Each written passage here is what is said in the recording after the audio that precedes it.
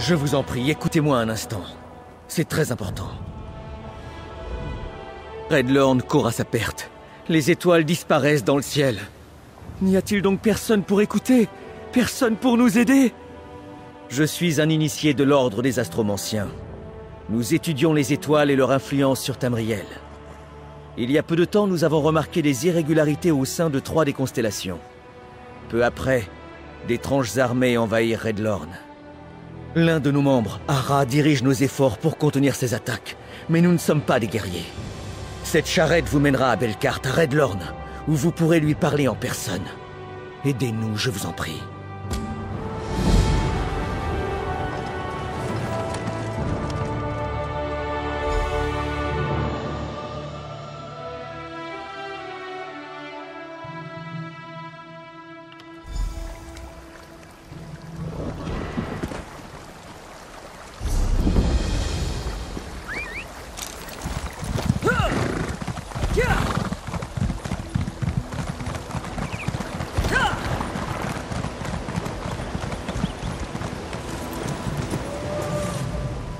Je croyais pas à un mot des racontards de ces astromanciens. Avant de voir mon premier géant des sables, il a coupé un cheval en 2. J'ai jamais couru aussi vite de ma vie, même quand je volais de la viande dans les rues de Fayez. Ah, on les écoute un peu plus à présent. Comme tout le monde en ce moment. C'est amusant. Il y a quelques mois, tout le monde les prenait pour des frappés d'astronomie. Et maintenant, ce sont les seuls à comprendre ce qui se passe. Leur observatoire se trouve en haut de cette grosse colline. Vous pouvez pas les rater.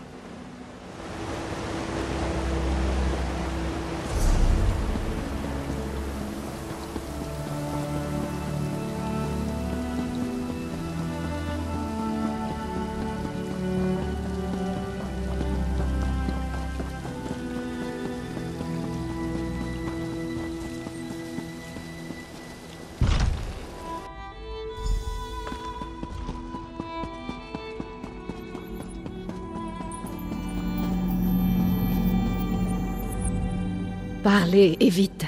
Je suis très occupée, et notre ordre est submergé de travail. Bien sûr, je regrette. Vous venez nous aider, et moi je suis grossière. Alors je vais commencer par le commencement. Il y a peu de temps, les 3 signes stellaires gardiens, le guerrier, le mage et le voleur, ont disparu du ciel. Si seulement je le savais. J'ai passé ma vie à étudier les étoiles. Je les ai entendues parler. Mais maintenant, elles se taisent. C'est étonnant. Tout ce que je sais, c'est que quand les gardiens ont disparu, 3 êtres puissants ont commencé à attaquer Redlorn. Ils se font appeler les Célestes. Je ne sais pas. Je n'avais jamais entendu ce nom. 2 des Célestes se sont présentés comme le guerrier et la mage. Étrangement, le 3e se fait appeler le Serpent, comme la 13e constellation. Et aucune trace du voleur. Les astromanciens sont des érudits. Ils ne sont pas de taille face à ce danger. Nous avons besoin de champions pour affronter le guerrier, la mage et le serpent. Et si possible, pour trouver le voleur. Rejoignez-nous. Soyez notre bras, notre épée contre les Célestes. Merci. Nous avons fort à faire. Mais d'abord, vous devez devenir un membre officiel de notre ordre. Entrez dans le cercle des étoiles et acceptez notre bénédiction. Ô étoile, laissez cette nouvelle lumière accomplir votre volonté. Acceptez-la, ô étoile. Montrez-lui le chemin. Ô étoile, aidez-la. Bénissez-la et aidez-la à rendre toute leur gloire passée à nos bien-aimés protecteurs. Ô étoile, je dois vous parler. N'ayez crainte, je suis une amie. Pardonnez-moi, je ne savais pas comment vous contacter sans trop en révéler sur ma personne. Au moment où je vous parle, les serviteurs du serpent, la cour écailleuse, sont à ma recherche. Je suis la céleste voleuse. Je suis apparue avec les autres protecteurs lorsque le serpent s'est libéré et manifesté dans Tamriel. Il les a piégés, les uns après les autres. D'abord le guerrier, puis le mage, Il veut en faire autant avec moi. Oui, ils attaquent Redlorn contre leur gré. Écoutez-moi. La nature du serpent est le chaos. Il veut saper l'ordre même de la réalité. Il ne s'arrêtera pas à Redlorn. Mon pouvoir seul ne suffira pas. Vous devez libérer les autres protecteurs. Je vous aiderai autant que je le pourrai, mais le serpent me cherche. S'il me piège comme les autres, tout sera perdu. Ara et les astromanciens vous aideront. Utilisez leurs connaissances. Cherchez la présence de la cour écailleuse. Là où elle agit, le serpent doit être à l'œuvre. Mais ne dites à personne que vous m'avez vu. Le serpent a des disciples partout.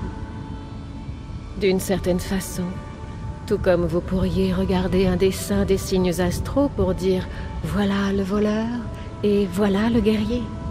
Ainsi, je suis le voleur, ou tout du moins, une façon de voir le voleur.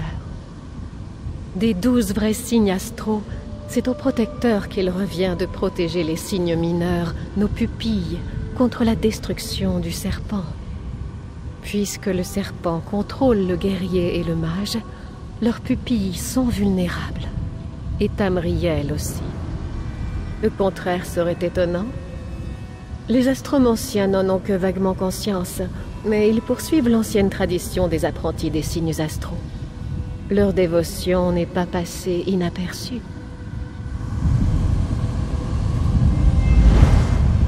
Vous avez reçu la bénédiction des étoiles. Bienvenue parmi nous.